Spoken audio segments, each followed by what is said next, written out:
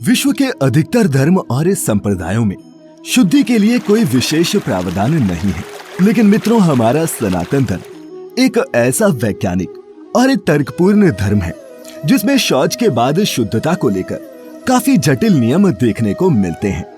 मित्रों आपने भी देखा होगा कि मंदिर जाने या फिर पूजा में बैठने से पहले लोग अक्सर अपने हाथ मुंह धोकर आते हैं, जिसे हमारे धर्म में शुद्धि कहा गया है। और कुछ ऐसे ही नियम जैन और बौद्ध परंपराओं में भी पाए जाते हैं।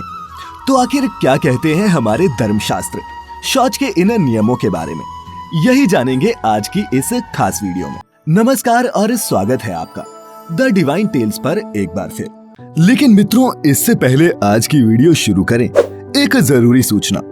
द डिवाइन टेल्स परिवार अब आपके लिए लेकर आया है Amazon पर द डिवाइन टेल्स स्टोर, जहां से आप पूजा अर्चना की सामग्री, यंत्र, मालाएं और देवी देवताओं के फोटो फ्रेम जैसी वस्तुएं वाजिब कीमत पर खरीद सकते हैं।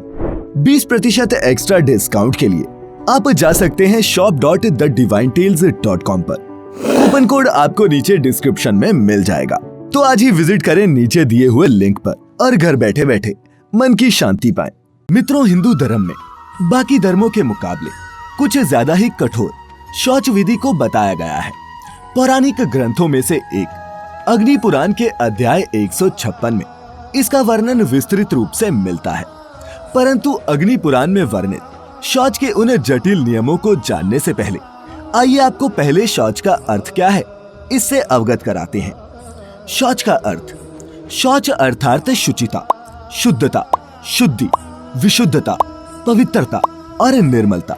मित्रों शौच का अर्थ शरीर और मन की बाहरी और आंतरिक पवित्रता से है, और धर्म शास्त्रों में तो साफ तौर से ये वर्णित है कि आचमन से पूर्व शौच आदि से निवृत्त हुआ जाता है। वैसे तो शौच का अर्थ अच्छे से मल मूत्र त्यागना भी होता है, परंतु हमारे हिंदू धर्म शास्त्रों में 2 प्रकार के शौच का वर्णन मिलता है, और ये 2 प्रकार हैं, बाह्य और आभ्यंतर। बाह्य शुद्धि, मित्रों बाह्य का अर्थ बाहरी शुद्धि से है। रोजाना दातुन या फिर ब्रश करके स्नान करना एवं पवित्रता बनाए रखना बाह्य शौच में शामिल है। बताया गया है कि चाहे आप कितने भी बीमार हो तो भी मिट्टी, साबुन और पानी से थोड़ी मात्रा में ही सही, लेकिन बाहरी स्वच्छता अवश्य बनाए रखनी चाहिए। आप चाहे तो शरीर में जितने भी छिद्र हैं उन्हें भी जल से साफ और पवित्र बनाए रख सकते हैं। बाहरी शुद्धता के लिए अच्छा और पवित्र जल और भोजन करना भी जरूरी है। अपवित्र या फिर तामसिक खान पान से आंतरिक के साथ साथ बाहरी शुद्धता भी भंग होती है। आंतरिक शुद्धि, अभ्यंतर या फिर आंतरिक शौच उसे कहते हैं जिसमें हृदय से रोग, द्वेष तथा मन को सभी खोटे कर्मों से दूर रखा जाता है। जिस तरह से क्रोध से मस्तिष्क और हमारा स्नायु तंत्र क्षतिग्रस्त होता है, उसी तरह लालच, ईर्ष्या और कंजूसी आदि से मन में संकुचन पैदा होता है, जो शरीर की ग्रंथियों को भी संकुचित कर देता है, और ये सभी हमारी सेहत को प्रभावित करते हैं। मन, वचन और कर्म से पवित्र रहना सब आंतरिक शुद्धता के अंतर्गत आता है। इसीलिए मित्रों मन, वचन और कर्म से पवित्र रहना सब आंतरिक शुद्धता के अंतर्गत आता है, अर्थात अच्छा सोचे, बोले और करें भी। तो मित्रों अब आते हैं आज के मुख्य विषय अर्थात शौच के नियमों पर। तो अग्नि पुराण के अध्याय 156 श्लोक संख्या 14 के अनुसार एक गृहस्थ को शौच के बाद 5 बार अपनी गुदा में, 10 बार बाएं हाथ में, फिर 7 बार दोनों हाथों में, 1 बार लिंग में तथा पुनः 2-3 बार हाथों में मिट्टी या फिर साबुन लगाकर धोना चाहिए। ब्रह्मचारी वानप्रस्थी सन्यासियों के लिए ये शौच का विधान सीधे 4 गुना रखा गया है, और साथ ही बताया गया है कि जनेऊ धारण करने वालों को मलमूत्र विसर्जन के पूर्व जनेऊ दाहिने कान पर चढ़ा लेना चाहिए और हाथ पैर धोकर और कुल्ला करने के बाद ही इसे उतारना चाहिए। इसका स्थूल भाव ये है कि यज्ञोपवीत कमर से ऊंचा रहे और अपवित्र ना हो, और साथ ही अपनी व्रतशीलता के संकल्प का ध्यान इसी बहाने बार बार किया जाए। वहीं ब्रह्म वैवर्त पुराण में भी बताया गया है कि मल त्याग करते समय शीघ्रता से श्वास ग्रहण नहीं करना चाहिए। इसके अलावा किसी जलाशय से 12 अथवा 16 हाथ की दूरी पर मलमूत्र और उससे 4 गुना अधिक दूरी पर ही मल त्याग करना चाहिए। वैज्ञानिक दृष्टि से देखें तो मित्रों, जलाशय मनुष्य के मलमूत्र से दूषित ना हो, इसके लिए ये नियम बिल्कुल उपयुक्त है। इतना ही नहीं, ब्रह्मवैवर्त पुराण सहित गरुड़ पुराण में भी ये बताया गया है कि पेड़ की छाया में, कुएं के पास, नदी के तट पर, गौशाला में, जोते हुए खेत में, हरी भरी घास में, पुराने अथवा टूटे फूटे देवालय में, चौराहे पर, शमशान में, गोबर पर, जल के भीतर, लोगों के घरों के आसपास, खेल कूद के मैदान में, अग्नि या फिर उसके निकट, पर्वत की चोटी पर और लकड़ी पर मलमूत्र का त्याग कदापि नहीं करना चाहिए।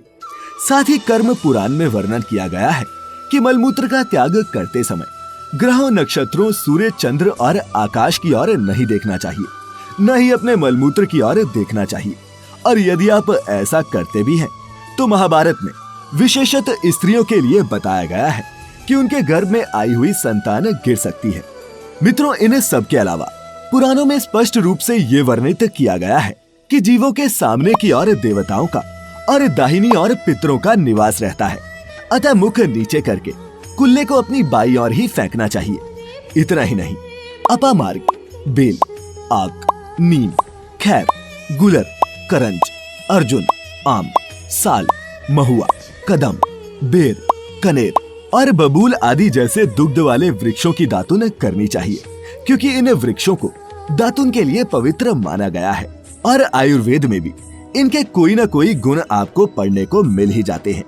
वहीं पलाश, लिसोड़ा, कपास, दव, कुश, काश, कचनार, तेंदु, शमी, रीठा, बहेड़ा, सहीजन, सेमल आदि वृक्षों की दातुन कभी भी नहीं करनी चाहिए। न ही कभी कोयला, राख, ईंट, ढेला या पत्थर से दातुन करनी चाहिए।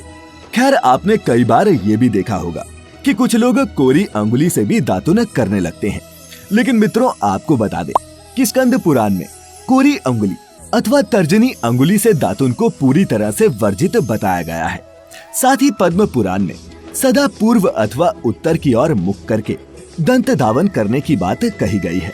पश्चिम और दक्षिण की ओर मुख करके कभी भी दातुन नहीं करनी चाहिए। ब्रह्मवैवर्त पुराण के अनुसार प्रतिपदा, षष्ठी, अष्टमी, एकादशी, चतुर्दशी, पूर्णिमा और अमावस्या के दिन शरीर पर तेल नहीं लगाना चाहिए। साथ ही इस बात का भी ध्यान रखने के लिए कहा गया है कि सिर पर लगाने से बचे हुए तेल को शरीर पर नहीं लगाना चाहिए। इन सब के अलावा महाभारत में वर्णन मिलता है कि अगर आप नदी में स्नान कर रहे हो तो जिस ओर से उसकी धारा आती हो उसी ओर मुंह करके तथा तालाब जैसे दूसरे जलाशयों में सूर्य की ओर मुख करके स्नान करना चाहिए। इस बात का भी ध्यान रखें कि बिना शरीर की थकावट दूर किए और बिना मुख धोए स्नान नहीं करें। यदि सूर्य की धूप से संतप्त व्यक्ति तुरंत स्नान करता है तो उसकी दृष्टि मंद पड़ जाती है और सिर में पीड़ा होने लगती है। और अंत में मनुस्मृति में लिखा है कि पूर्ण नग्न होकर कभी स्नान नहीं करना चाहिए। तो ये थे वो शौच के नियम जो हम अपने अलग अलग धर्म ग्रंथों से संकलित कर पाए हैं। अगर आप इसके बारे में और अधिक जानते हैं तो कमेंट में अपना ज्ञान सबके साथ साझा अवश्य करें।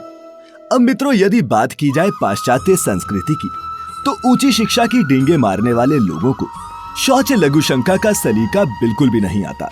शौचोपरांत वे मात्र 2-3 कागज के टुकड़ों द्वारा गुदा को पोंछना ही सही समझते हैं, जो बिल्कुल गलत है। जल के बिना मल की शुद्धि संभव नहीं। शौचोपरांत साबुन से हाथ धोने का फैशन भी हर जगह चल निकला है। ये भी गलत है, क्योंकि साबुन में क्षार व स्निग्धता होती है। पित्त की प्रधानता के कारण मल के अंदर एक प्रकार की चिकनाई होती है, जिसे दूर करने के लिए मिट्टी जैसी क्षार तत्व वाली वस्तु ही उपयोगी होती है।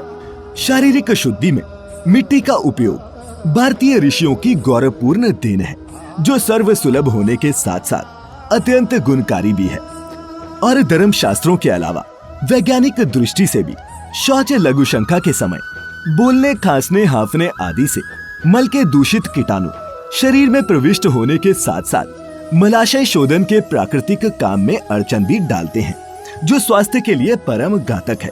तो मित्रों, उम्मीद करते हैं कि आपको शौच के नियमों से जुड़े अधिकतर धार्मिक और वैज्ञानिक कारण समझ में आए होंगे। आपको हमारी आज की ये वीडियो कैसी लगी, नीचे कमेंट करके अवश्य बताएं। साथ ही ऐसी ही और भी आध्यात्मिक और धार्मिक जानकारी के लिए सब्सक्राइब करें हमारे YouTube channel the divine tales को। और फेसबुक पर देखने वाले सभी व्यूअर्स लाइक करें हमारा Facebook page the divine tales Hindi. फिलहाल आज के लिए बस इतना ही। अब इजाजत दें। आपका बहुत बहुत शुक्रिया।